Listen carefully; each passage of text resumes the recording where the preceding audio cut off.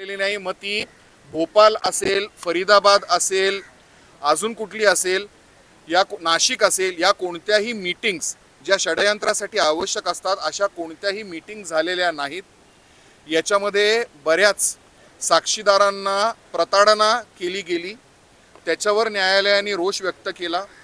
याच्यामध्ये 40हून जास्त साक्षीदार हे प्रॉसिक्युशननी पोलिसांनी जे त्यांचे स्टेटमेंट्स घेतले होते त्याबरोबर त्या साक्षीदारांनी जबाब दिले नाहीत आणि माननीय न्यायालयासमोर जे खरं आहे की कसं ATSनी त्यांना दागदबोचा करून, धमकावून, त्यांच्या घरच्यांबद्दल त्यांना धमक्या देऊन, त्यांची मारहाण करून, त्यांची प्रताडना करून खोटे स्टेटमेंट्स त्यांच्याकडनं वधवून घेतले होते, याची शहानिशा या जजमेंटमध्ये माननीय न्यायालयाने केलेली आहे।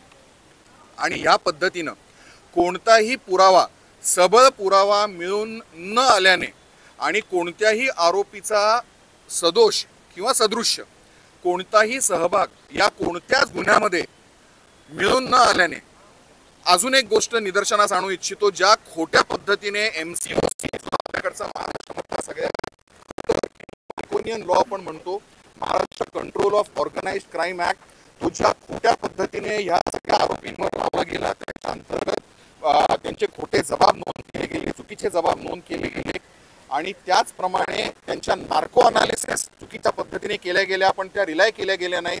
ह्या सगळ्या निकषांच्या आधारावर माननीय सत्र न्यायालय, विशेष NIA सत्र न्यायालय श्री न्यायमूर्ती लाहोटी साहेब यांनी आज सर्व आरोपींना निर्दोष मुक्तता केलेली आहे आणि ती 20,000 रुपयाच्या जात मुचलक्यावर म्हणजे श्युरिटीवर आणि 20,000 रुपये कॅश श्युरिटीवर ही भरायची आहे। आजच्या दिवसामध्ये 5 ऑगस्टपर्यंत त्यांना श्युरिटी बॉन्ड देण्यासाठी वेळ दिलेला आहे।